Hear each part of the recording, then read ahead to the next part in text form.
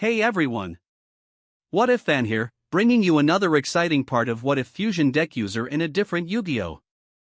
GX.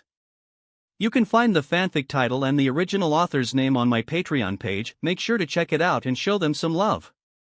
If you enjoy the video, don't forget to like, subscribe, and ring that notification bell so you never miss an upload.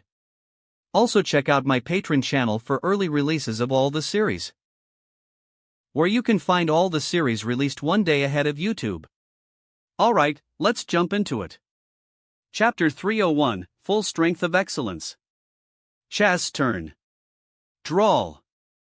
First, the draw. He felt something was off, vaguely, but didn't dare dwell on it. All he could do was focus on his hand. Good, a perfect hand. Quick play spell card, Ojamac. Chaz slotted a card into his duel disk. The artwork depicted a battered Ojama Yellow being pummeled by Armed Dragon in a ring, with Armed Dragon resting on the side. I send one face-up or in-hand Ojama card to the graveyard, then I can add one Ojama monster and one Armed Dragon monster with different names from the deck or graveyard to my hand. I send Ojamagic from my hand to the graveyard.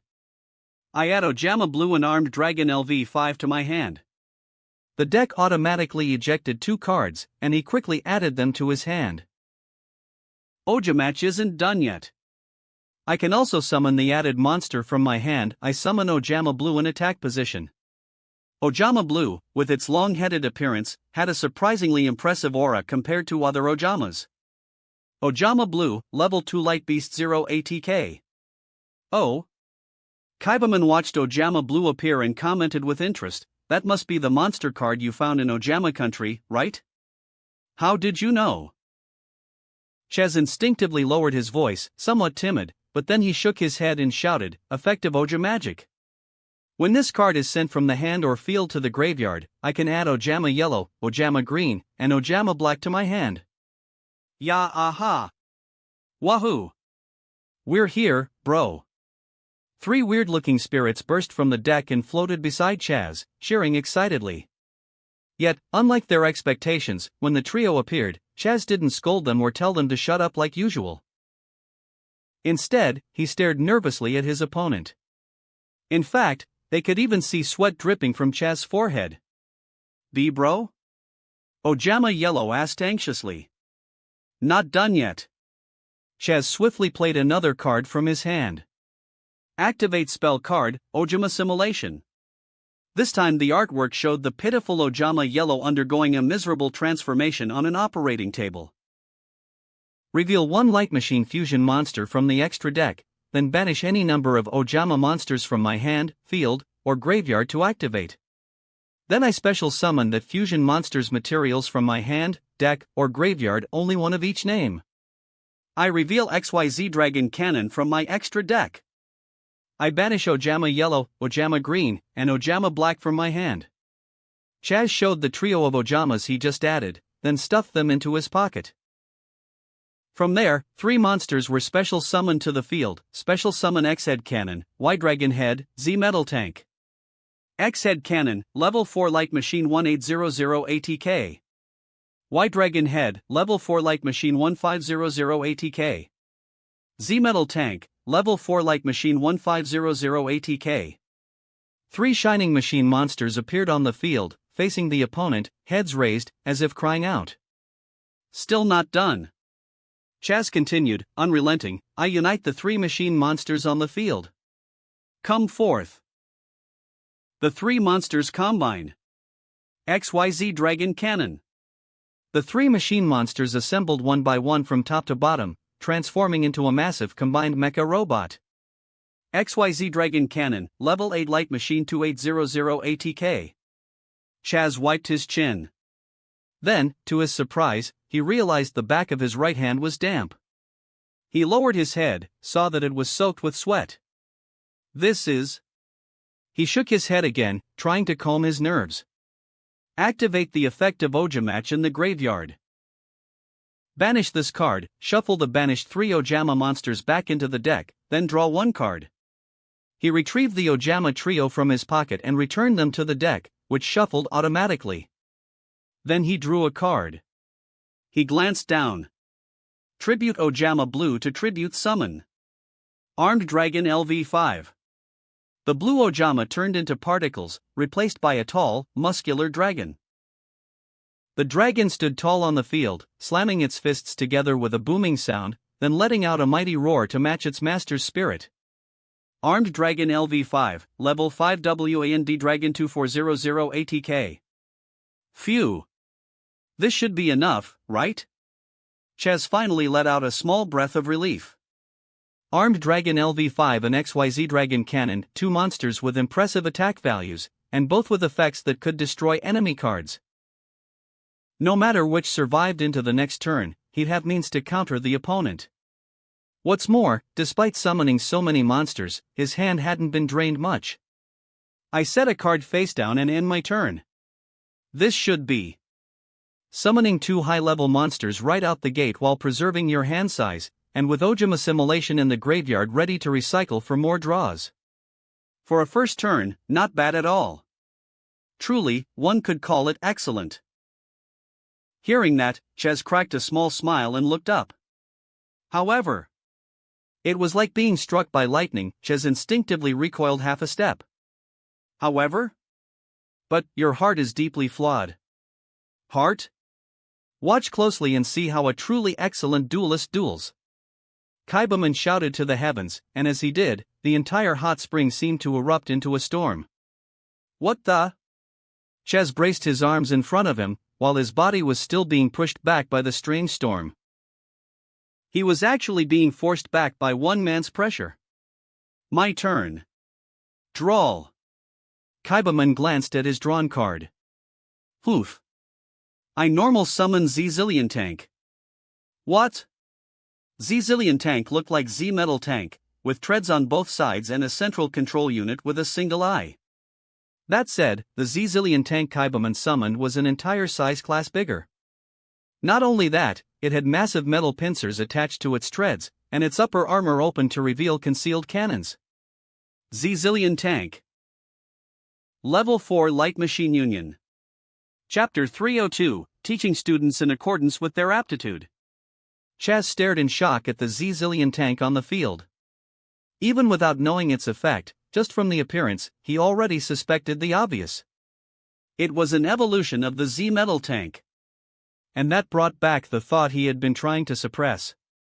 Could the masked man before him really be Kaiba-sensei? His breathing quickened. If you control a Light Machine Fusion or Union monster, you can activate this card's effect to special summon it from your hand. Kaibaman drew a card. Special Summon X-Cross Cannon. X-Cross Cannon, Level 4 Light Machine Union. This was an upgraded version of X-Head Cannon. Seeing a more magnificent and massive robot than before, Chaz couldn't help but gulp. His deck composition. The armed dragons were his longtime partners, the Ojamas, he had found discarded in an old well.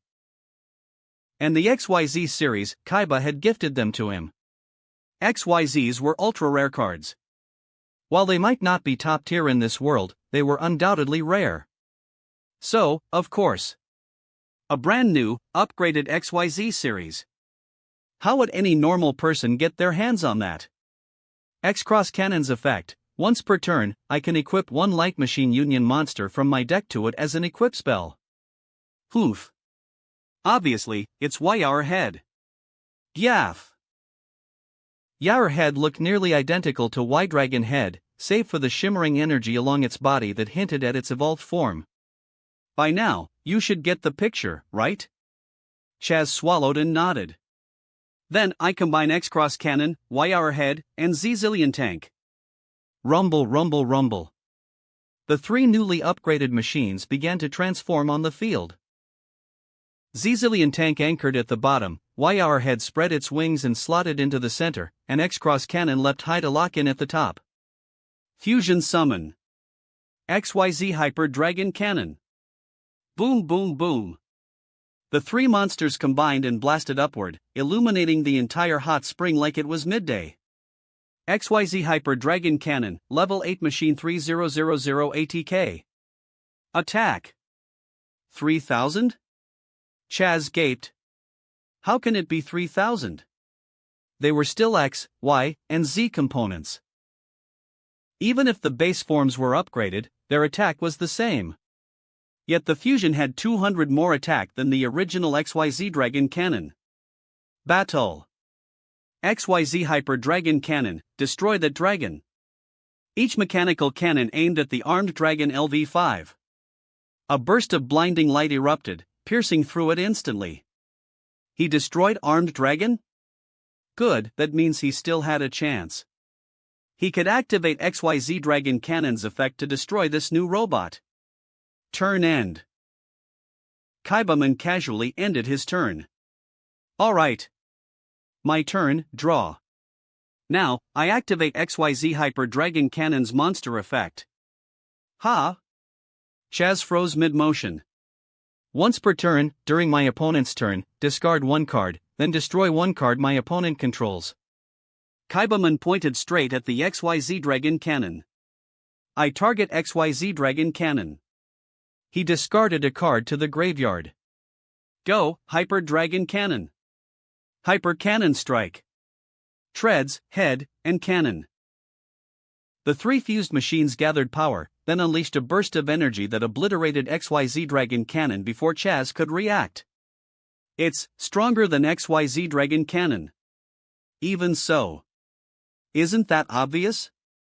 XYZ Hyper Dragon Cannon was a brand new evolution of XYZ Dragon Cannon, with higher attack, stronger effects.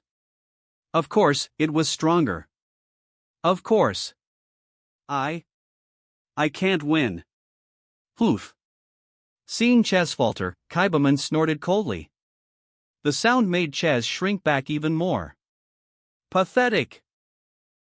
Kaibaman raised his head. Is this all you've got?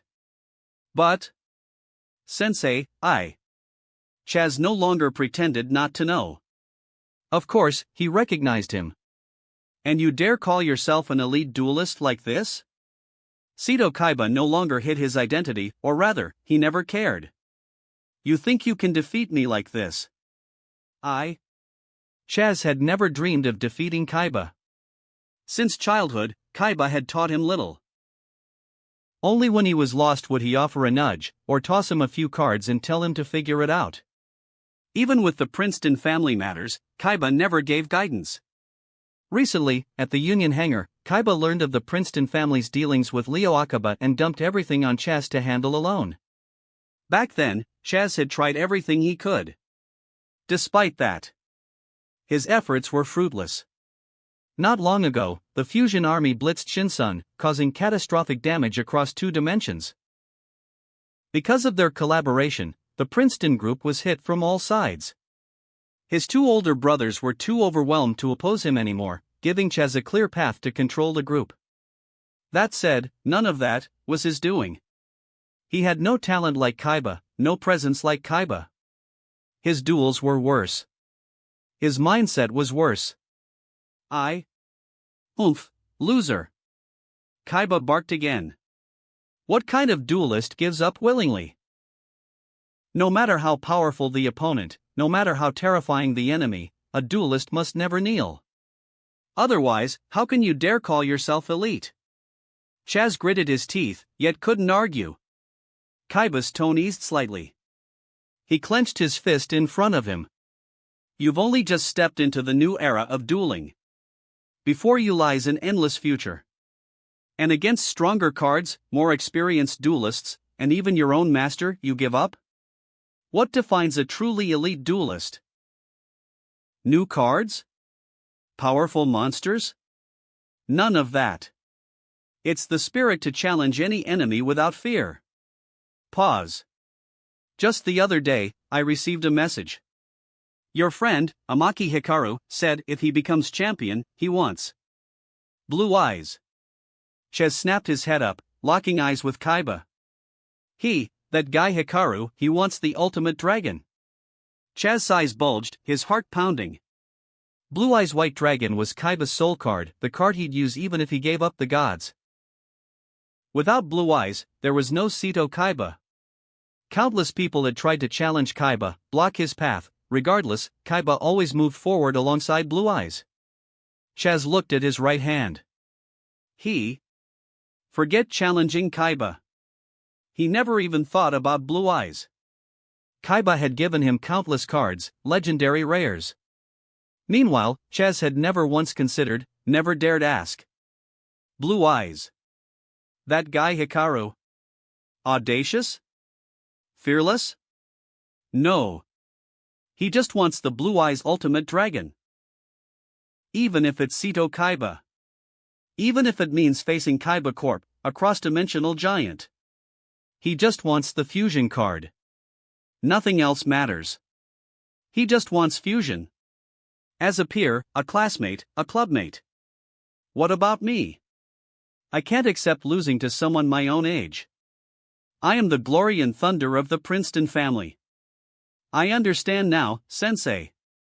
Chaz felt his heart settle. His fear melted away, replaced by the boundless competitive fire he'd always had. He had always feared Kaiba. But now, finally, he understood. There was nothing to fear. A duelist should have no such emotions. Kaiba smirked, arms crossed, nodding gently. Ha! Come at me, Chaz. Chapter 303, Recognition. Chaz carefully studied his hand. He still had a decent hand size. Even though he'd burned through a lot of monsters, the Ojama Lozer's supreme kamikaze value meant his hand remained healthy.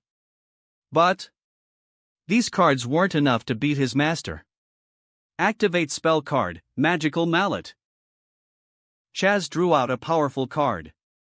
If Amaki Hikaru were here, he'd definitely shout, "Holy crap, it's the anime version of Magical Mallet."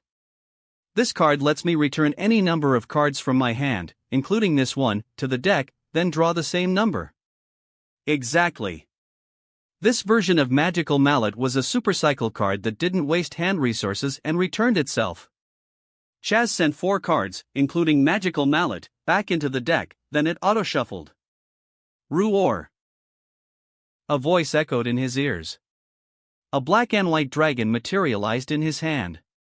His heart warmed. Light and Darkness Dragon, you're here. He glanced at the new hand. Unfortunately, he couldn't summon Light and Darkness Dragon right now. Still, seeing his childhood partners reunited in his hand cheered him up. Alright then. Armed Dragons, thanks for being with me all this time. Today, I'll beat Master with your strength. I discard Armed Dragon LV3 to activate this card's effect. Special summon from my hand. Chaz flipped over a card wrapped in lightning and storm, showing it to Kaiba, Pile Armed Dragon. BZZT BZZT BZZT. A new armed dragon appeared on the field. A giant machine had been grafted onto its right claw, and now the drill loaded machine whirred into a spinning frenzy. Pile Armed Dragon, Level 7 WIND Dragon. Oh? A new armed dragon? Seto Kaiba hadn't seen Chaz use this one before. He nodded slightly. That's right. It's a card even you haven't even seen. This is the power the armed dragons gave me. Chaz punched forward. Pile Armed Dragon's effect. Send one armed dragon monster accept itself from my hand or deck to the graveyard, then target one monster I control. This turn, that monster is the only one that can attack, but it gains 300 attack per level of the sent monster. I send Armed Dragon LV10 from the deck to the graveyard. That means Pile Armed Dragon gains 3000 attack. Roar! Armed Dragon LV10 was sent to the graveyard. At the same time, Pile Armed Dragon's drill arm whirred wildly, letting out a spirited roar. Pile Armed Dragon, ATK, 2800 5800. Far stronger than XYZ Hyper Dragon Cannon, even stronger than Blue Eyes Ultimate Dragon. Seto Kaiba nodded. Not bad. Battle! Chaz clenched his fist. Pile Armed Dragon, attack XYZ Hyper Dragon Cannon. BZZZZZZZZ. The drill drove into the robot. Even though the Hyper Dragon Cannon had a powerful effect to destroy cards during the opponent's turn, against this assault, it could only brace itself. Still, the drill pushed relentlessly, cracking its armor, tearing it apart, until finally. Boom! It exploded. Mechanical debris flew everywhere, striking Kaiba and cutting down his life points. Seto Kaiba, LP, 2400. Yes. Chaz clenched his fist in excitement. That's the power of the most heavily armed dragon, Master. There was hope. He looked to the side. His set card was the continuous trap, Call of the Haunted. Too bad XYZ Dragon Cannon couldn't be revived from the graveyard. Otherwise, he might have won this turn. Even so, with Call of the Haunted, even if Master destroyed Armed Dragon, he could revive it again. He still had a chance to defend or counterattack. I end my turn. Pile Armed Dragon, ATK, 5800-2800. Chaz, did you forget something? Huh? At your end phase, this card's effect activates. Chaz's eyes widened. Effect? What effect? Kaiba opened his graveyard and pulled out a level 1 monster. It was the card he discarded to activate Hyper Dragon Cannon's effect. The White Stone of Ancients. At the end phase of the turn, it's sent to the graveyard, and I can special summon one Blue Eyes monster from the deck. Blue Eyes White Dragon. Crap. Master hasn't even used Blue Eyes yet. I special summon Dragon Spirit of White. What the hell is that? As Chaz stared in confusion, a slender, slightly smaller pure white dragon appeared on Kaiba's field. Dragon Spirit of White, level 8 Light Dragon 2500 ATK. This card is always treated as a Blue Eyes card. And when it is special summoned, I can target one spell/trap card you control and banish it. Ah! Chaz could only watch as his Call of the Haunted got banished. My turn. Draw. Kaiba drew, then revealed a card. Reveal Blue Eyes White Dragon. This lets me special summon this from my hand. Come forth, my newest servant. Blue Eyes Alternative White Dragon. Alternative White Dragon. Chaz flinched. This was the card Kaiba had used before back in the S dimension. Blue Eyes Alternative White Dragon, level 8 Light Dragon 3000 ATK. While on the field, this card's name is treated as Blue Eyes White Dragon. Once per turn, it can destroy one monster you control. Alternative White Dragon, crush that so-called most heavily armed dragon. The alternative inhaled, then unleashed a blazing torrent that blasted Pile Armed Dragon to pieces. But monsters that used that effect can't attack this turn. Chaz shouted, shielding his eyes. He still had a chance. Ha! Good. That's more like it. Seeing his disciple not give up even now, Seto Kaiba nodded in satisfaction. He glanced at his hand. In that case, I'll give you a reward worthy of being my disciple. Ha! Watch carefully, Chaz. This is a glorious sight few others get to witness. Activate spell card, Polymerization. I fuse Blue Eyes Alternative White Dragon on the field with the Blue Eyes White Dragon in my hand. 2 of them? Chaz gasped. Isn't Blue Eyes Fusion usually the 3-dragon ultimate dragon? That's right, a fusion using 2 Blue Eyes White Dragons. Ah, Blue Eyes, I feel your joy. Come forth. My most loyal servant. Blue Eyes Twin Burst Dragon. Shying. Noble white wings spread wide. A blue aura flashed across the hot spring. The dragon's sacred light pierced even the thick mist around them. Under Chaz's stunned gaze, a 2-headed Blue Eyes White Dragon slowly descended onto the field. Blue Eyes Twin Burst Dragon, level 10 Light Dragon 3000 ATK. Now the attack was enough. Dragon Spirit of White, direct attack. Arg. Then, Blue Eyes Twin Burst Dragon, direct attack. W8, Master. Chaz panicked, not wanting to take a full twin burst blast to the face. Regardless, it was too late. Twin Burst Dragon soared down and rammed into him. A loud boom sounded as Chaz was blasted into the hot spring, his badge and dual disc clattering to the ground with a metallic clang. Gah, cough cough. Chaz sat up in the hot spring, looking up at Kaiba. Master. Poof. Not bad. Kaiba stepped over, picked up Chaz's badge, stamped it, and casually tossed it back. Master! Chaz forgot he was soaked. He shot up from the hot spring, caught the badge, and shouted with excitement. After all these years, he'd finally received direct recognition from Seto Kaiba. What is your goal? Kaiba suddenly asked. Chaz paused, then smiled, and declared with conviction. Champion. As he said, he stepped out of the hot spring. Ha! That's more like it. Kaiba picked up Chaz's duel disc, slid a few cards from his coat pocket, and added them to Chaz's deck. Go chase higher, more magnificent horizons, Chaz. Yes, sir. Chapter 304, Responsibility. Rumble, rumble. Hikaru sat on the train, while Tiara and Selena sat across from each other at the table, dueling with a shared card mat. Cyber Dragon attacks directly, I win. Aya, why? Tiara was losing her mind. 6 straight losses. Even with the same deck, how was this possible? They were dueling with a communal deck and extra deck, everything shared. Theoretically, they were on equal footing, yet no matter her opening hand, Tiara always lost. She was frustrated.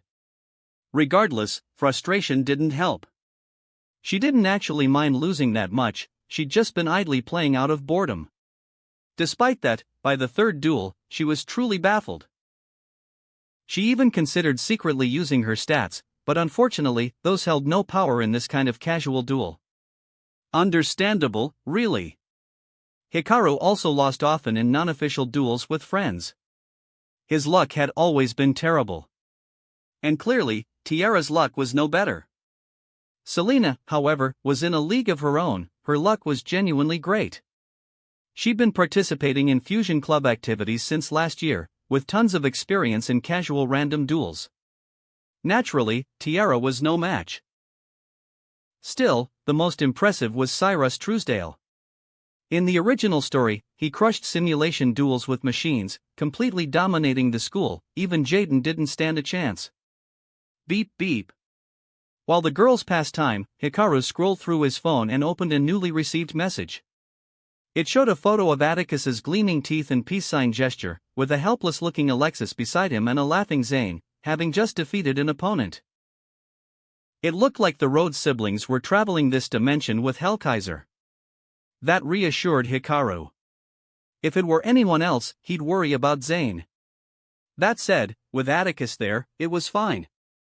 In the original, after Zane became Hellkaiser, Atticus used the power of darkness to duel him, trying to bring back the old Zane. Unluckily, he got hit by the debut of Cyberdark style. His dragon monsters were turned into Cyberdark fodder and got completely countered. However, mid-duel, with Darkness's power, Atticus conversed with Zane's heart, and quickly realized. Zane hadn't gone mad but had matured. He saw the world in a new light. Where teachers and his own brother failed to understand, Atticus did. He knew Zane was still his best bro. Clearly, Atticus was a true soulmate to Zane. No wonder Zane searched so hard for him after he vanished. Though often unserious and bad at dueling, Atticus understood elders, siblings, and even Jaden. By the end of the original story, he could resist brainwashing. Sadly, he was defeated at the peak of his glory due to time reversal. Hikaru tapped like on the message. Then saw a message from Chaz. After reading it, he sat up straight and focused. That guy Chaz, he actually got 12-star recognition.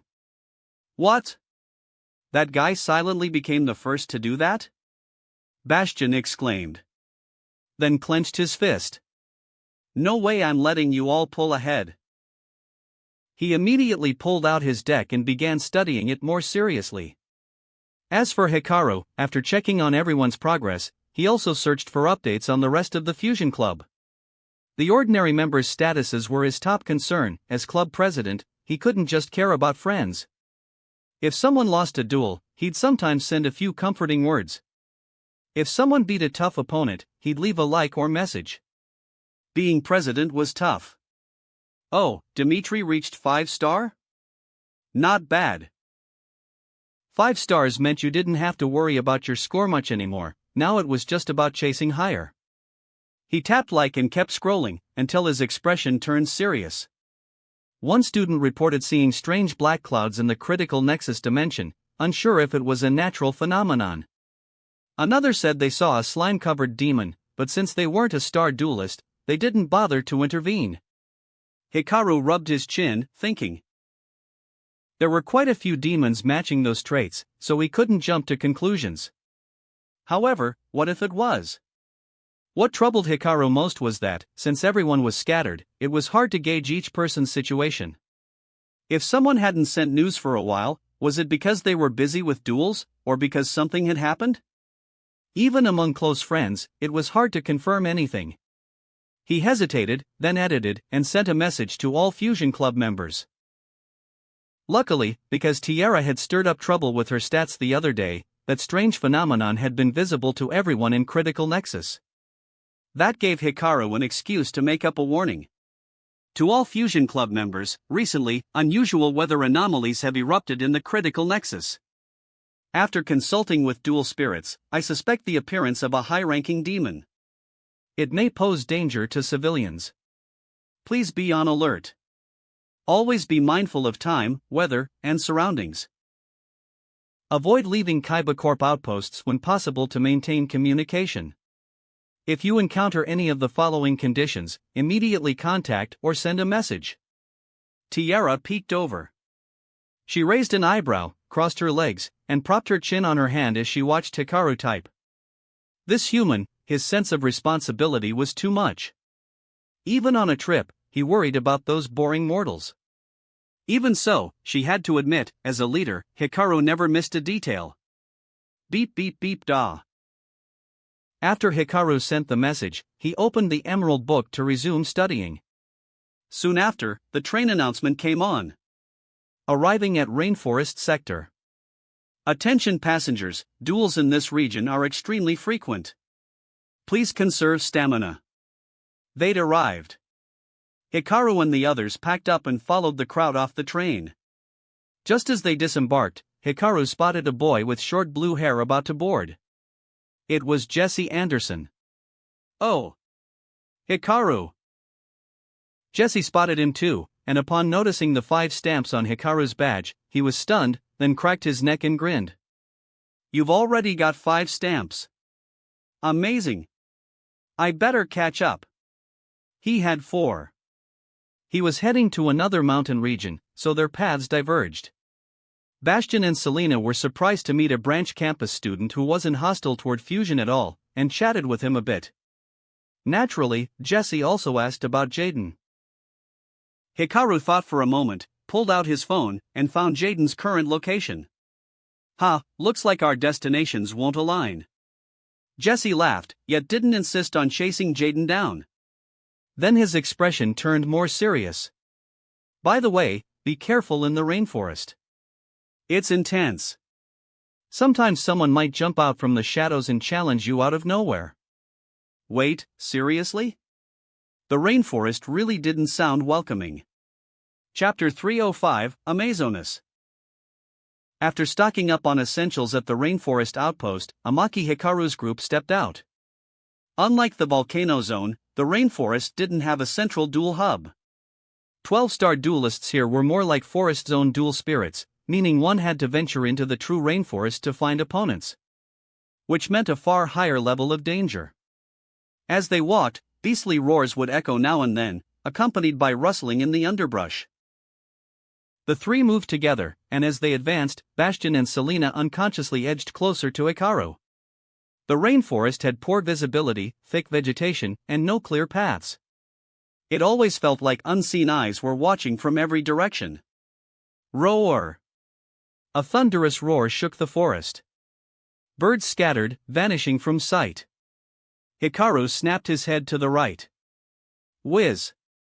At that exact moment, an arrow shot from the trees. Bastion shouted, while Tiara glanced at it only once. Blue flames ignited it, and it disintegrated to ash mid-air. This clearly went beyond the ambushers' expectations. Yet, they didn't stop. With a sharp screech, a giant tiger leapt from the underbrush at the group, followed by scantily clad female warriors, bows drawn and aimed. The tiger lunged, and the group scattered, avoiding injury. But traps and hidden arrows launched from the shadows, aiming to ensnare them all at once. Then, whiz whiz whiz. Countless purple puppet strings shot out from every direction. Traps, arrows, tiger, warriors, everything froze mid-motion, bound by the strings. It was as if time itself stopped. Tiara snapped her fingers. Snap. Blue flames flared. A massive demon with a dragon-shaped right arm appeared beside her, weapon in hand, roaring. It didn't hesitate. As it roared, it raised its weapon to strike down the tiger. Stop. A new voice rang out. An orange-haired, muscular female warrior burst from the forest, clashing her spear against the demon's weapon. A loud crash echoed as both recoiled. Terrifying strength. She planted her spear in the ground to absorb the recoil.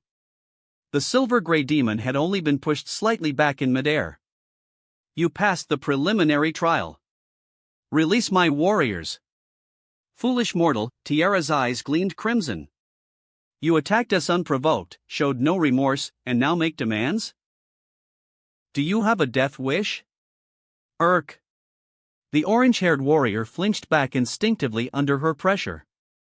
Mighty, unknown spirit, my warriors erred. But we never meant to kill, all weapons were padded, she bowed her head quickly. Hoof. Tiara glanced at the ground, confirmed her claim, then waved her hand to dismiss the demon and tossed the tiger back into the jungle. She released the puppet strings and floated over to Hikaru without another word.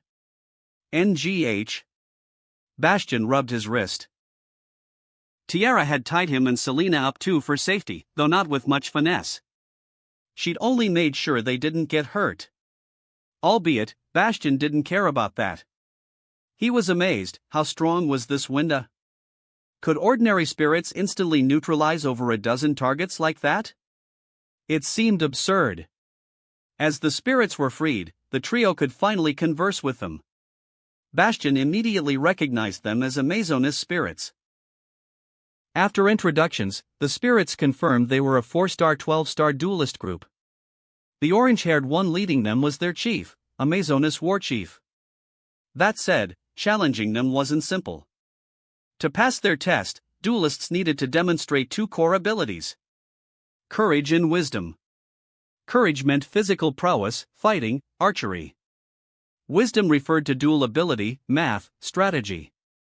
These matched the 2 Amazonas archetype branches: the power-driven courage Amazonas and the tactical wisdom Amazonas. They set traps to test these fundamentals. Anyone who couldn't even handle that had no business here. Though anyone who passed would earn recognition, even if they lost the duel. It was a relatively lenient but still challenging region. This is the first I've heard of dueling needing stuff like this, Bastion muttered. Really? In the lab, they taught me hand-to-hand, archery, swordsmanship, and riding, Selena replied, like it was normal. Regardless, the 3 passed the initial test. And as an apology for the scare, the Amazonas would gift them some items, supposedly provided by Kaiba Corp. Inside the camp, students could be seen training in archery and hand-to-hand combat. Duel Academy's main branch did teach this. The original anime didn't, but this world included them, perhaps because it incorporated ArcV elements like action duels. Still, schools usually only taught students these basics, not expected mastery. Like how Professor Banner taught alchemy, teaching didn't mean making experts. Thwip. After Hikaru's group entered the camp, a silver-haired figure loosed an arrow, nailing the bullseye, then muttered, "Gloria, I'm getting bored." "Grace, it's a trial." "Let's just get through it," replied blonde Gloria.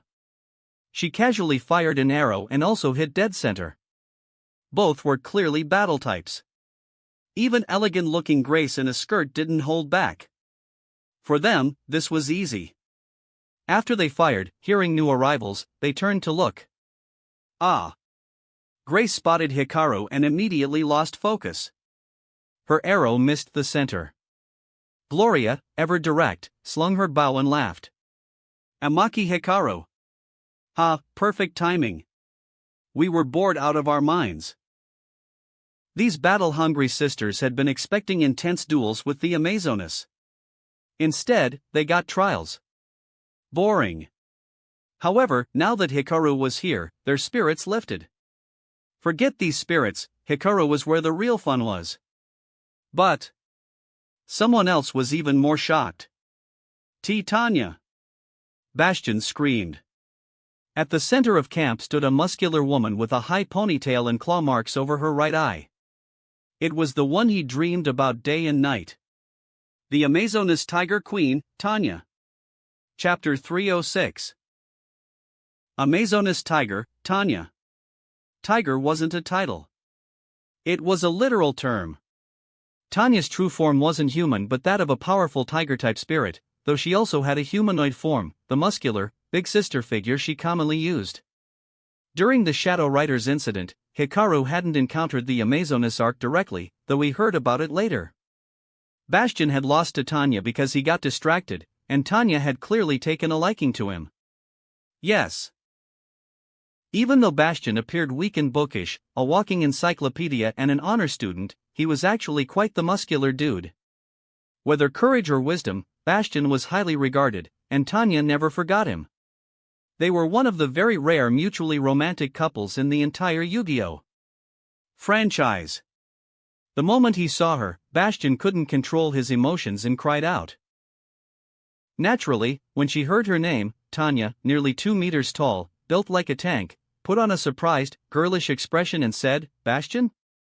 The Tyler sisters, who'd been preparing to goad Hikaru, paused and exchanged looks as they had the same thoughts. Oh. This looks juicy. Huh? Tanya, you know him? From the forest, the Amazonas war chief, who'd been acting as an examiner, asked curiously. He is. Remember? I mentioned my time in the human world. Ah. The Shadow Riders incident. The war chief looked back at Bastion in surprise. Clearly, Tanya had already spoken of him.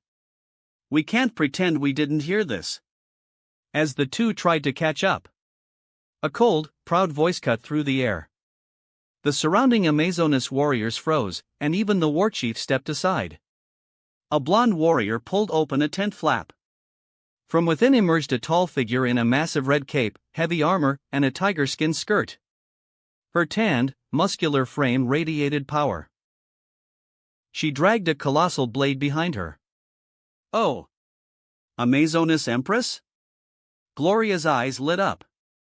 Surely this was the highest-ranking Amazonas spirit. For her and Grace, this was a worthy opponent. Empress. With her appearance, all the Amazonas warriors bowed in unison. Even Tanya wasn't exempt. Spirits are spirits. Humans are humans. Tanya, you know this. Yes, Empress. I understand. Though one of Tanya's goals during the Shadow Rider arc had been to find a good man, some things couldn't be said in front of the Empress. Yet what she didn't expect was for Bastion, usually quiet and awkward, to step into the camp and shout. No, Empress, I think you're wrong. Selena stared. Among the Fusion Club elders, Bastion was the quietest, least imposing. He usually just helped her study. Even during crises, he rarely stepped up. This was the first time she saw him so passionate. A human warrior? Bastion Misawa, was it? What insight do you claim? The Empress turned to him, eyes gleaming sharply. All the Amazonas warriors glared at Bastion. Even the friendly war chief scowled. Tiger and lion roars echoed, pressing down on him. But to everyone's shock, Bastion didn't flinch. He looked the Empress in the eye and declared, "Empress, the times have changed." He cleared his throat. With the discovery of alternate dimensions and interdimensional travel, the world is no longer the same. Communication between dimensions, bonds between humans and spirits, the world is transforming. Surely you've heard of the recent Fusion Army incident? He glanced at the Tyler sisters, however, they weren't interested. Still watching the drama. The Fusion Army? Humans warring against each other? Disgraceful, the Empress sneered. It is, Bastion nodded firmly. But it also opens a new frontier. He took a deep breath. Previously, I applied to Kaiba Corp to visit Neo Domino City, to study XYZ summoning in the X dimension. But due to the Fusion Army's attack, that was cancelled. Yet it made me realize. Humans clash. Nations go to war. Now, even dimensions battle. So what about spirits and humans? The Empress furrowed her brow slightly. Interesting. My friend Hikaru shared much with me. I know his ways with spirits, how humans and spirits can form genuine bonds. During that time, I came to a 100% logical conclusion. That is, diplomat. Bastion punched the air. To connect humans, spirits, and other dimensions, as a diplomat. I volunteer to be the first. Hikaru leaned back. That's our Bastion. The man who canonically fell in love with a spirit. So now he's planning to marry a spirit and launch his diplomatic career that way? Already planning his post-graduation life, huh? Diplomat, the Empress repeated, intrigued. She pondered, then shook her head. Amazonas warriors need no diplomacy. Only strength earns the right to speak. Ah, why waste breath? Gloria finally jumped in. She was tired of showing off her physique with all this archery and strength testing. If talking fails, duel. Her bloodthirsty declaration was echoed by many around. If words fail, duel. Crush them until they submit. Ha! Interesting human, the Empress muttered, then eyed the Tyler sisters, an idea forming. Very well, Bastion Misawa. You call yourself a diplomat? I care little for such things, but since you've made this declaration, I'll give you a chance. Prove yourself as a diplomat. Here and now, choose 4 warriors from all present, humans and spirits alike. Engage in a 2v2 spirit duel. If this duel earns genuine praise and recognition from everyone, a truly excellent performance, then I'll acknowledge your ambition. Tanya may leave with you. Not only that, if you succeed, every human warrior here will pass, and I shall also grant you and the participating warriors my special seal. Furthermore, if the human side wins, I shall bestow the most luxurious rewards and our Amazonas tribe's secret card. Well, do you accept? Bastion exhaled slowly. He looked at Tanya. Seeing her resolute gaze, he nodded.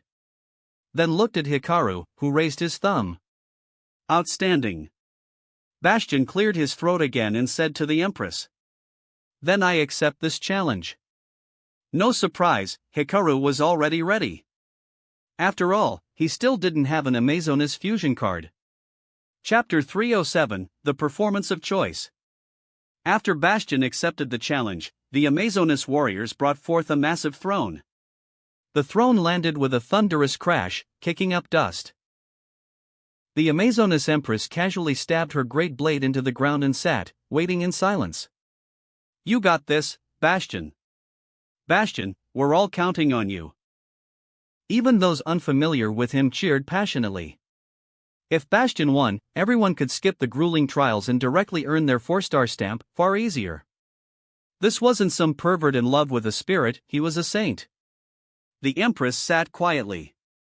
Don't mistake her suggestion as casual. As the head of this zone, every duel was considered carefully. Select 4 warriors for this duel wasn't just a formality, it was a test. Being a diplomat wouldn't be easy. First, would your chosen allies even agree to join such a duel? Empress, may I ask if you yourself could be one of the duelists? Oh? Picking me first?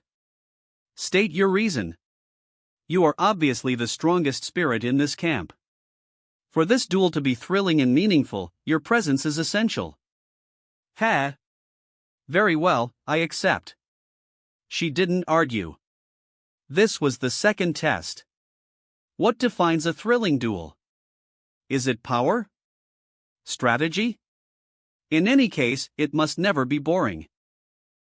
Had Bastion simply picked 4 random students, he would have failed.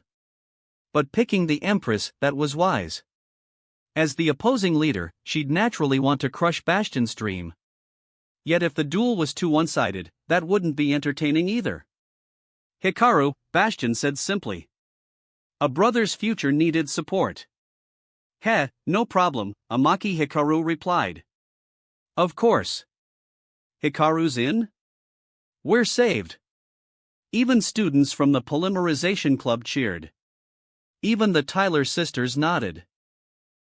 They knew Hikaru's strength best. The Empress watched. So much trust, no hesitation, and the crowd offered no doubt. This human had a high standing indeed. Yet, the next pick would be harder. Bastion looked at Tanya, then the Amazonas war chief. They couldn't be picked, that would be repetition. Then, his eyes lit up. He pulled out his deck and began flipping rapidly. Moments later, he spoke softly to a card. Teacher, I need your help. From the field emerged a white-bearded old man. Mathematician. Bastion's teacher and companion.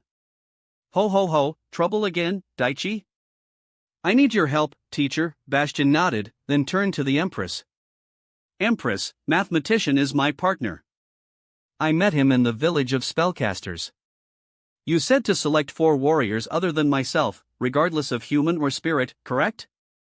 Correct. Then mathematician, as a present spirit, qualifies, yes? Oh. Trying to bend the rules?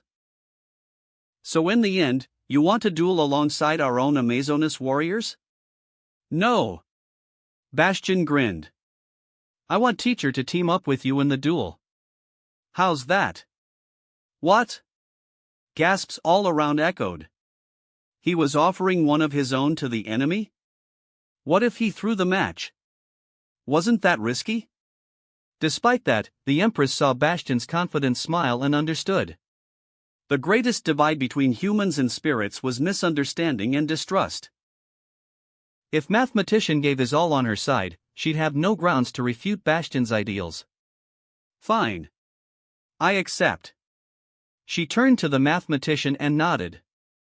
Greetings, respected spellcaster. Ho ho, the pleasure's mine, the old man adjusted his glasses. Now, time to choose Hikaru's partner. It had to be a student. A human spirit, human-human pairing made the most sense. Following Bastion's gaze, Selena eagerly raised her hand, bouncing with excitement. She definitely wanted to team with her teacher. She hadn't had a chance to duel in the spirit world yet. But Bastion looked past her. Gloria Tyler stood with arms crossed, only to see Bastion looking her way. Before she reacted, Grace lit up and raised her hand. Yes, yes, yes. Gloria wants in. She shoved her sister forward. Gloria stumbled forward, flustered and blushing. Grace. Ahem, Bastion cleared his throat. Miss Gloria, would you team with Hikaru? You use an Amazonas deck, correct? Oh, an Amazonas user? The Empress understood Bastion's intent. Logical. Very logical. Moreover, also strategic. Among the students here were many from the Polymerization Club. Even if Leo Akiba had fallen from power, they hadn't abandoned their identity. If only Hikaru fought, they might not accept it. However, if the Tyler sisters participated, it changed everything. Bastion had worried they'd refuse, but they seemed open. You're bored, right? Fighting alongside Hikaru will be fun. Grace. Gloria turned redder. I gave you the chance, you know. Should I go instead? Grace poked her cheek. Fine, Gloria sighed, composed herself, then smirked at Hikaru. Amaki Hikaru, don't drag me down. Returning to her usual gallant self, she stepped onto the training field, smiling. Hikaru smirked slightly. And so. Teams were set. You all know the rules for a tag duel, yes? The Empress asked. Everyone nodded. Then, come, warriors. Oh hoo! The forest trembled with the Amazonas warriors' roar. Lions and tigers howled to the sky. Flames lit the entire camp. Gloria and Hikaru, LP, 8000. Empress and Mathematician, LP, 8000. Chapter 308, Use My Magic Against Me? Gloria took the first turn. Bored out of her mind, she now not only had a duel to fight but even got to tag with Amaki Hikaru. She didn't hesitate in the slightest, snatching her card in a snap and flashing a villainous smirk as she lowered her gaze to her hand. Oh. Is that what I drew? She looked at the card in her hand, the corners of her mouth rising even further, and cast a glance at Hikaru. Hikaru, unsure what to make of her look, remained composed. Amaki Hikaru, Gloria called out before the duel had even started, we lost to you last time, but don't think we'll keep falling behind. The Empress noticed the odd tension in the air and grew more curious. Gloria paid her no mind. Clenching her fist with fervor, she beamed with intensity. Ever since that loss, we've been training and refining our deck. We're stronger than ever now. She pulled a card from her hand and slammed it into her duel disk. Let's see who can deal more damage today, shall we? Gloria-san, this is a tag duel. Shouldn't we be cooperating? Hikaru replied calmly. Grace and I are the perfect tag team. Gloria's excitement dimmed slightly. Even while paired with Hikaru, she remained steadfast in her belief that only she and her sister made the ultimate duo. And were always evolving. Take a look at this card, you should recognize it. A green spell card materialized on the field, its artwork showing a dark knight falling from the sky. Normal spell card, fusion deployment. Hikaru raised a brow. Where'd she get that card? Still, he wasn't particularly surprised. No one in this world was stupid. After witnessing some of Hikaru's effective fusion support cards and realizing their value, anyone would try to hunt them down for their own deck. Considering the Tyler sisters were high-ranking officers in the Fusion Army, it only made sense they'd acquire these cards through that channel. After all, fusion deployment was likely Fusion Army tech. It made perfect sense. Gloria didn't mind that Hikaru wasn't shocked. Fusion deployment can only be activated once per turn. The turn you activate it, you can't special summon monsters from the extra deck unless they're fusion monsters. I reveal one fusion monster in my extra deck and special summon one of its listed materials from my hand or deck. I reveal Amazonas Empress. Oh. The Empress perked up, clearly amused to see her card in an opponent's hand. My fusion materials are Amazonas Queen and an Amazonas monster. So, your only choice is Amazonas Queen. Exactly. I special summon Amazonas Queen from my deck. The blue-haired queen appeared on the field, brandishing her long sword. Back then, the Empress was still young. Amazonas Queen, level 6 Earth Warrior 2400 ATK. A tribute monster summoned just like that. That's the Tyler sisters for you. Grace, watching from the sidelines, couldn't help clapping softly against her cheek. She was always happy to watch the chaos unfold. Next, I activate the effect of Amazonas Spiritualist in my hand. If this card is in my hand or graveyard, I can target one Amazonas card I control, except Amazonas Spiritualist, return it to my hand, and special summon this card.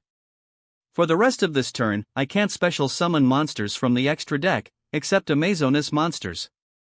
A rare dainty Amazonas girl gently twirled her staff as she appeared on the field. Amazonas Spiritualist, level 2 Earth Warrior 800 ATK. The effects already restrict her to fusions, and now she's locked into Amazonas as well, Bastion Misawa narrated.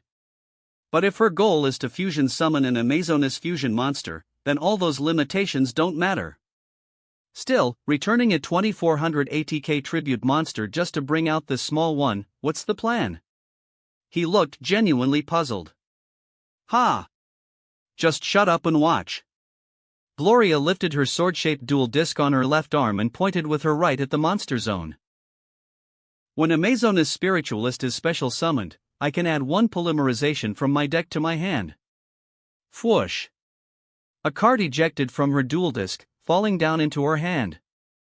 With a flick, Gloria caught it between her index and middle fingers, then slashed both arms apart. Spell card polymerization. I fuse Amazonis Queen in my hand with Amazonis Spiritualist on the field. Come forth, my ace. Fusion summon. Level 8. Amazonis Empress. With glorious cry, a slightly smaller Amazonis Empress emerged onto the field, her expression blank as she swung her blade. "Oh ho, now this is quite the sight," the Empress said with a chuckle. Humans often gasped at spirits summoning themselves. That said, for spirits? Witnessing someone else summon them? That was unheard of. Amazonis Empress, Level 8 Earth Warrior 2800 ATK. Ah. I see. That guarantees she'll always draw into fusion and saves a card too, Bastion continued explaining. A smart optimization. Compared to the last time she dueled Hikaru, Gloria had undeniably grown stronger. That much was clear. I set 2 cards and end my turn. Gloria lifted her chin proudly. Impressive, Hikaru offered a general compliment. In this world, pulling off fusion through search and recovery was already a high-level technique. Hearing that, Gloria looked down in surprise, stunned that Hikaru had actually acknowledged her. She hadn't been boasting. She really had improved since then. But Hikaru looked ahead. Their opponent was the real Amazonis Empress. Nice fusion. As an Amazonis warrior, your form isn't bad. I can sense the passion and spirit in your heart. However, it's not enough. Not nearly enough. Not enough. As an Amazonis warrior, you must be even more fired up. More intense. Her eyes blazed red. A feral aura exploded from her body like nothing anyone there had seen. Pure, primal savagery. Bloodlust. Chapter 309. The Real Empress. My turn. The Empress drew sharply, then slammed a card onto her massive blade-shaped dual disc. If I control no monsters, or only Amazonis monsters, I can special summon my most loyal warrior, Amazonis Warchief. Ha! Clang. Amazonis Warchief, shouldering her spear, leapt onto the field. Amazonis Warchief, Level 5 Earth Warrior 1900 ATK. That's even easier than Cyber Dragon. Bastion gasped. Whoa! Hikaru nearly blurted out. A gyroscope. In Yu-Gi-Oh! Gyros refer to monsters like Yugo's Speedroid Terratop cards that can special summon themselves when you control no monsters or only specific ones. That said, that's just the first layer of what defines a Euro. The real deal? The second part being able to search when summoned. When Amazonis Warchief is normal or special summoned, I can set 1 Amazonis spell/trap or 1 polymerization from my deck. The turn I use this effect, non-Amazonis monsters can't attack. Ha! Gloria yelped. Way more efficient than Spiritualist. And it even combos with Spiritualist for next turn reuse. I set polymerization from my deck. Next, normal summon Amazonis Princess. A small but sturdy girl with a tidy crop of white hair twirled her spear and cheerfully leapt onto the field. Whoa! Bastion gasped. His tastes were simple, lawless and muscle women. And this little warrior princess? The best of both. Regardless, since his crush was nearby, he kept that thought to himself. Amazonis Princess, Level 3 Earth Warrior 1200 ATK. If Princess is on the field or in the graveyard, she counts as Amazonis Queen. A few spectators caught on. So now she has a fusion spell, an Amazonis monster, and Amazonis Queen? Wait, does she plan to fusion summon herself? Ha, for all that flair, she's doing the same thing the Tyler sisters did. Some fusion army members chuckled. Gloria planted one hand on her hip, raised her right fist, and faced off. You want to fusion summon yourself? Bring it on. I'm not afraid. Not quite yet. Amazonis Princess's effect activates on summon. I can add 1 Amazonis spell/trap from my deck to my hand. What? These two monsters just handed her resources. How strong are they? Surprised? The Empress tapped her badge, taking in their stunned faces. I forgot to mention I'm a special duelist. 10-star rank. 10 stars. Everyone around her gasped. A 10-star and a 4-star camp? Amazonas Princess's effect. Add 1 Amazonas spell/trap from my deck to my hand. She picked up her deck, sifted through it, selected a card, revealed it, then returned the deck to her blade duel disc, which shuffled automatically. That should be enough. The Empress tapped her hand cards, then looked across the field. When I'm on the field, I can protect Amazonas cards from being destroyed. You're probably thinking, even if I fusion summon myself, you won't have to worry, right? Gloria furrowed her brow. She had thought that. Same attack, same effects, both indestructible by battle and effects. Even if she summoned herself, it shouldn't matter. Too naive. Amazonas warriors need more than spirit, they need wits, or they'll never survive the wilds. I activate the spell I just added to my hand, Amazonas Call. Oh no! Bastion cried. He distinctly recognized the card. Of course, the Tyler sisters knew it, too. If I control an Amazonas monster, I can return 1 fusion monster on my opponent's field to the extra deck. Then, I special summon the materials used for its fusion from their graveyard. The Empress on Gloria's field began to fade. Gloria clenched her jaw, yet could only watch as her monster disappeared. Ha! The fake Empress is gone. At the same time, 2 blue-haired warriors appeared on Gloria's field. Amazonas Queen. Level 6 Earth Warrior 2400 ATK. Amazonas Spiritualist, Level 2 Earth Warrior 1800 Def. TCH, when Spiritualist is special summoned, I can add polymerization from my deck to my hand. Gloria grudgingly retrieved a second polymerization. If she could, she'd have handed it to Hikaru. Instead, it just sat in her hand, doing nothing. Hikaru stroked his chin, thinking about Soul Charge. That card only existed in the anime. It was never printed. If he remembered right, Tanya had used it. Basically, it was a normal spell version of Diffusion. However, because it had Amazonas in its name, it could be searched by Amazonas cards. In this world, that gave it real utility. After all, no matter what, humans here, even the Fusion army, had to use Fusion to stand a chance. Tribute summons and raw draws? That wouldn't cut it against spirits and duelists from other dimensions. Even so, Amazonas Queen protects other Amazonas monsters from destruction. Gloria held her ground. She didn't care her ace monster was just removed. She raised her right arm and locked eyes with the Empress. Oh. But don't forget, you still have to take battle damage. The Empress flipped the spell she'd set beneath Warchief. A normal spell set this turn can be activated. Normal spell, Polymerization. I fuse Amazonas Princess and Amazonas Warchief on the field. Heir to Glory. Peerless Warrior. Become the new blade to shred this rainforest. Fusion summoned myself. Amazonas Empress. She spun her blade-shaped dual disc and leapt onto the field herself. Amazonas Empress, Level 8 Earth Warrior 2800 ATK. Ha! I attack Amazonas Spiritualist. She charged forward, sword swinging. Thanks to Amazonas Queen, Gloria's monsters couldn't be destroyed by battle. But after that blow landed, the Empress twisted around and lunged straight at Gloria. Gloria Wunchin. Grace gasped. Don't worry, Grace. Gloria met the Empress head-on without flinching, clashing her own sword dual disc against the Empress's great blade. Boom! Gloria was pushed back, yet gritted her teeth and didn't back down.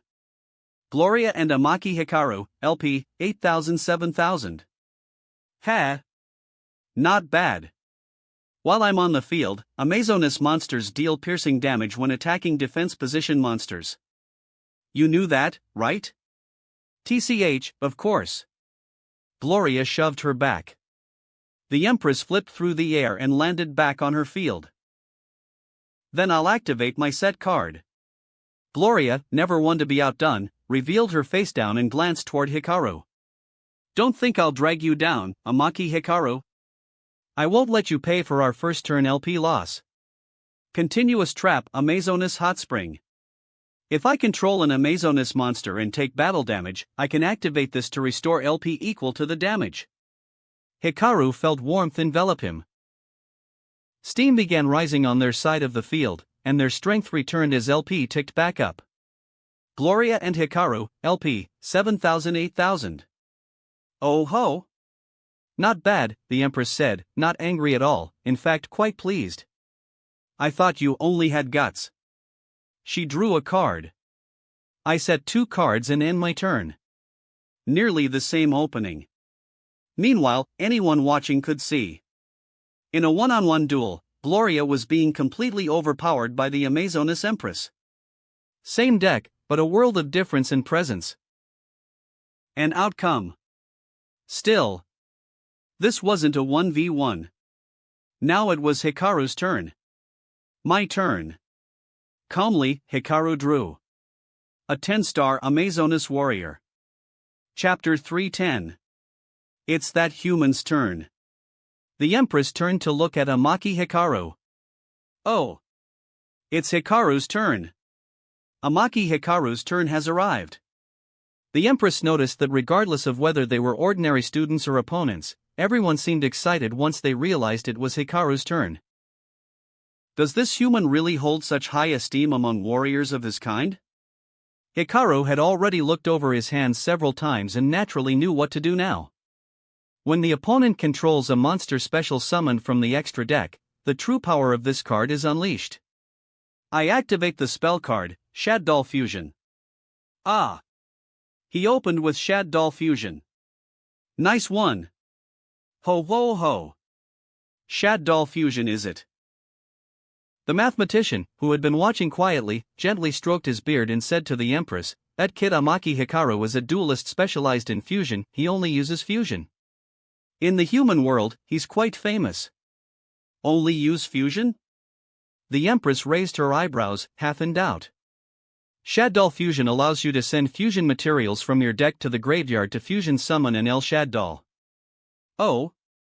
Fusion from the deck, huh? That certainly is powerful. The Empress nodded.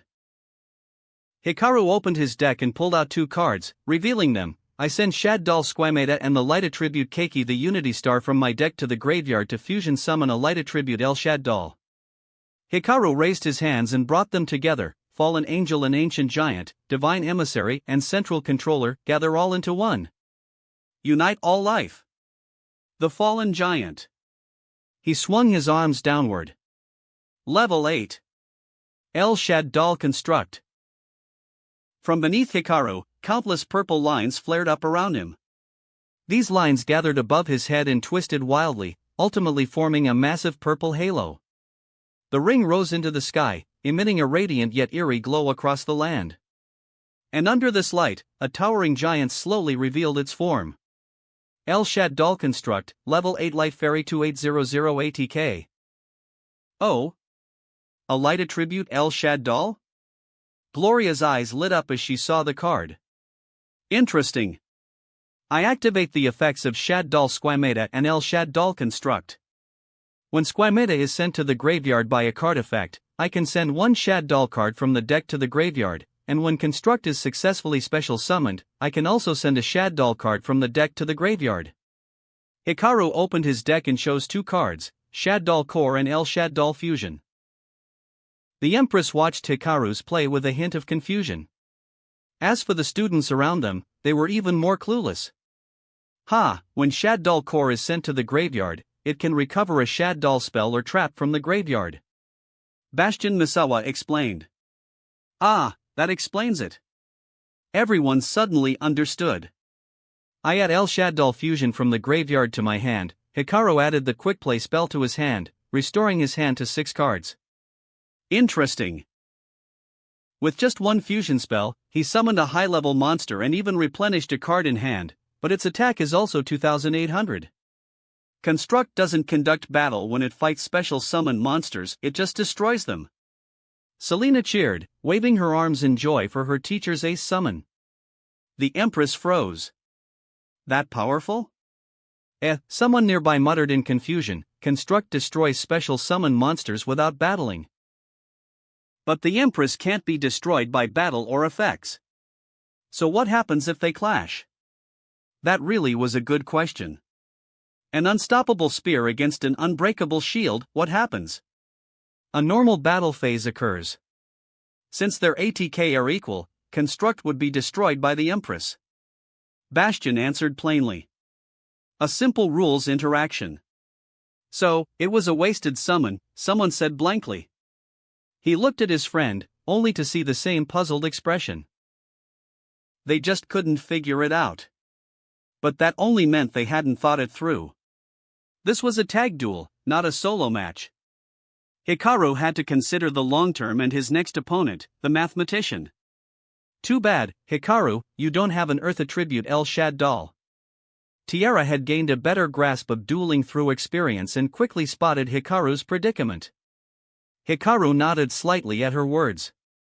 If he had Grista, the Empress could have been dealt with easily.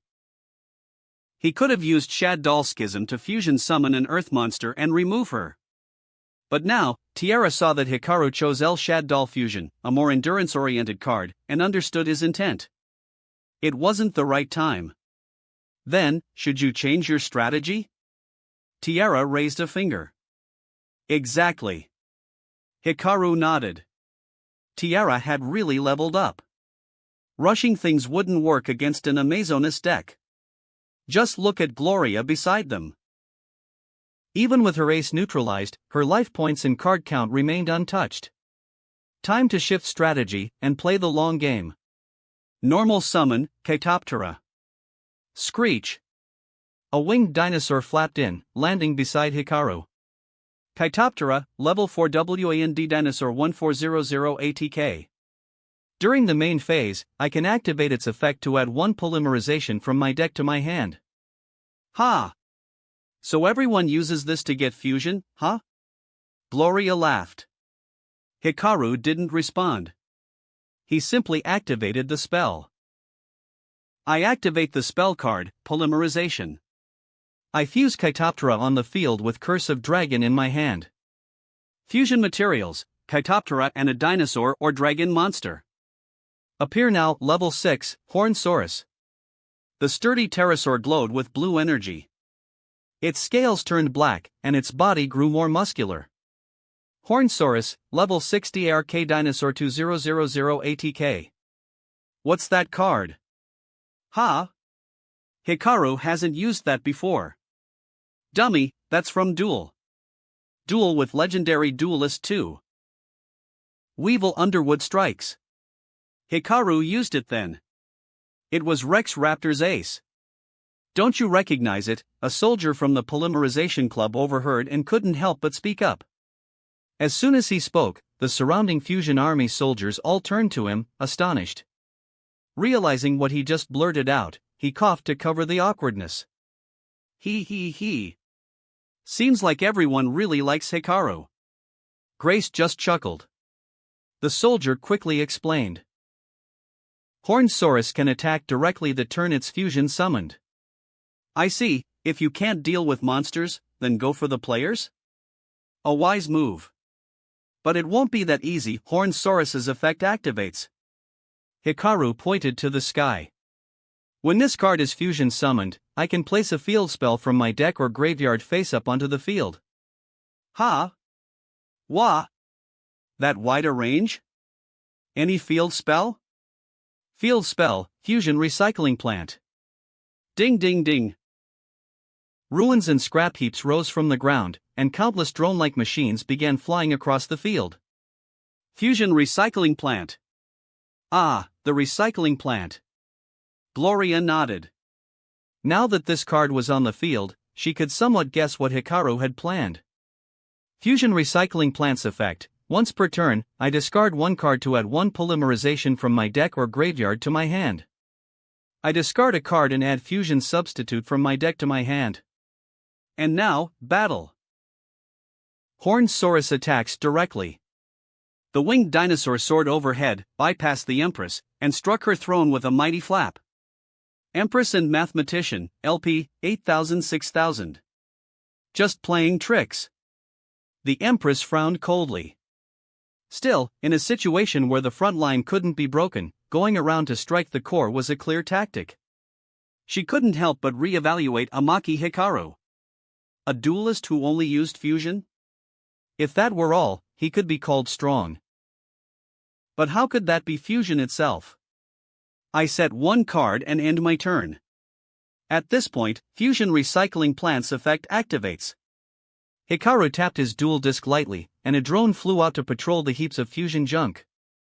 During your or my end phase, Fusion Recycling Plant can return one fusion material monster used this turn from the graveyard to the hand. Hikaru opened his graveyard and picked one card. I choose Shaddol Squamata. A tiny drone struggled to carry a tall lizard over to Hikaru, then turned it into a card, which floated into his hand. Then I activate my continuous trap. The Empress flipped a set card, Amazonas Magic Mirror. She crossed her arms and gave a wild smile. This card can only be activated at the end phase of a turn in which I took battle damage. While it remains in the spell/trap zone, once per turn, I take no battle damage. A trap like Amazonas Hot Spring. Damn, with that card out, even direct attacks won't work. So annoying. No wonder she's a 10-star special duelist. Amazing. Some students were shocked. But others thought differently. It's fine, Hikaru dealt damage this turn. He'll have other options next round. Yeah, Hikaru always has a way. Trust in fusion. As long as Hikaru is here. Hey, you fusion fanboys. You wanna get punched? Gloria finally snapped and shouted back at the fusion army students. But even she had to admit, Hikaru played that turn brilliantly. He stabilized the field, dealt damage, and set up a sustainable engine, and he hadn't even used her facedown card. She clenched her fist. The other set card she had was Monster Reborn. Hikaru hadn't used it. What did it mean? Was he an enemy and just refusing to cooperate? She looked over at him, only to see Hikaru calmly watching the opposite field, eyes locked on the mathematician. TCH. She snapped back to focus. Back to the duel. Still, deep inside, she continued to wonder. No way. The Hikaru she knew was someone who fused with everyone. This wasn't like him. So then, why? That wraps up this part of What If Fusion Deck User in a Different Yu-Gi-Oh! GX. Thanks so much for listening. As always, new parts drop every 4 days, so be sure to stay tuned.